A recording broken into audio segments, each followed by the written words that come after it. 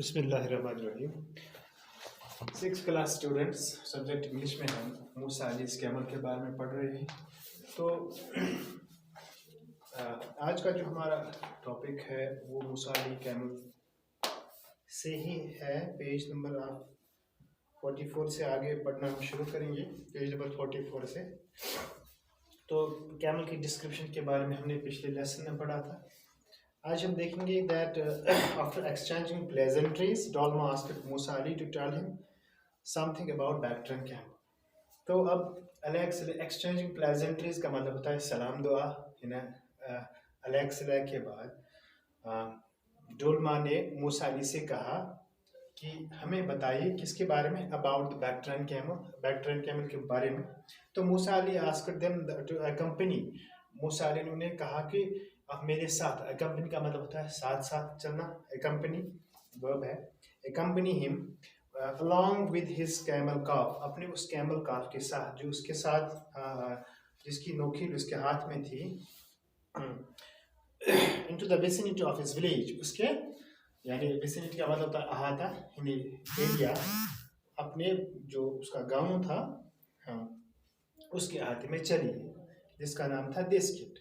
where a group of wild backtrans was present, जहाँ पे पहले से ही बहुत सारे जो बैक्ट्रन कैमल्स हैं वो वाइल्ड जो बैक्ट्रन कैमल्स वो पहले से ही वहाँ पे मौजूद थे। अब डिस्क्रिप्शन के अलावा बैक्ट्रन कैमल के मुताबिक आगे कहा जा रहा है, the Bactrian camel is originally a native of Mongolia. जो बैक्ट्रन कैमल है वो ओरिजिनली मंगोलिया से ताल्लुक़ रखता है, और वो नेटिव का मतलब होता है जो जहाँ का रहने वाला हो उसको नेटिव बोलते हैं। और नेटिव का अपोजिट है हम फॉरेनर, जो बाकी जो जो इंट्रूडर जिसको हम कहते हैं, बाहरी दुनिया से जो आया हो तो उसको हम इंट्रूडर कहते हैं या फॉरेनर कहते हैं। तो जो किसी इलाके का अपना रहने वाला हो उसको नेटिव बोलते हैं।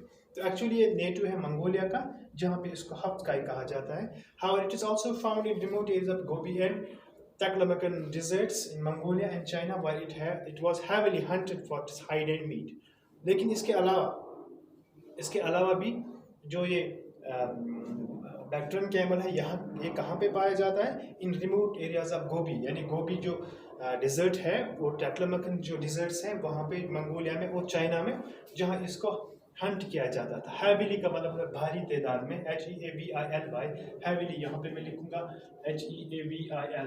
हैविली का मतलब होता है भारी तादाद में, भारी तादाद में इसको हंट किया गया, इसको मारा गया, इसको हंट शिकार किया गया। हंट का मतलब है शिकार करना, for its hide and meat, किसके लिए? उसके चमड़े के लिए और उसके गोश्त के लिए, इन दो चीज़ों के लिए वहाँ पे उसको ज़्यादा हंट किया गया, यानी उसको वहाँ पे मार दिया गया, किल किया गया, हंट किया गया, शिकार किया गया। It's interesting to know that most of the transport across the Karakoram and Silk Route was on a double-humped Bactrian camel because of its outstanding performance on the mountains and desert trails.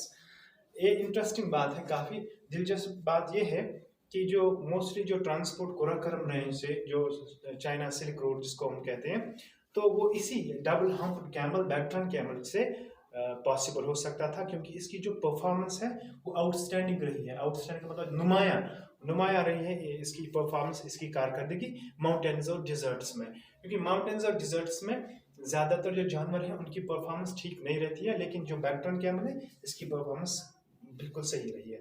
और Bactrian camel is one of the best prepared mammals for the harsh extremes of the desert. जो Bactrian camel है वो इसके लिए prepare होते हैं, यानी उसके लिए तैयार हैं, किसके लिए? इस हार्श एक्सट्रीम क्लाइमेट के लिए, जो सबसे ज़्यादा गर्म और सबसे ज़्यादा सर्दी है। इस क्लाइमेट में बहुत कम जानवर ऐसे हैं जो इसको फेस कर सकते हैं, लेकिन जो डबल हम्प जो बैक्ट्रन कैमल है it's very much prepared for this, faced with the scorching heat, chilling cold and scarcity of food and water। और जो फेस कर सकता है, जो स्कॉर्चिंग हीट का मतलब होता है जलसा देने वाली गर्मी, चिलिंग कोल्ड का मतलब होता है जो कपकपाने वाली सर्दी होती है, इसके लिए काफ़ी तैयार है वो। एंड स्कैर्सिटी ऑफ फूड, और जो फूड जो है जो खाने की किल्लत जो रहती है आमतौर पर डिजर्ट्स में, वो उसको बर्दाश्त कर सकता है। And water. Many animals struggle, but the wild husky face all the odds. बहुत सारे जानवर इसमें सफर करते हैं, स्ट्रगल करते हैं, नहीं बर्दाश्त कर सकते, लेकिन ये बर्दाश्त कर सकता है, इसलिए ये वहाँ पे फिट है। The camel can cover around 50 kilometre a day, और ये कैमल जो है 50 किलोमीटर एक दिन में तय कर सकता है। तो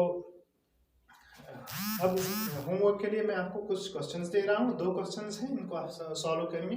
where is Bactrian camel found, तो आइडेंटिफाई एडजेक्टिव्स, जो हमने पढ़ा इसमें एडजेक्टिव्स आपको फाइंड करने हैं। ठीक, आज के लिए इतना काफी। अस्सलाम वालेकुम।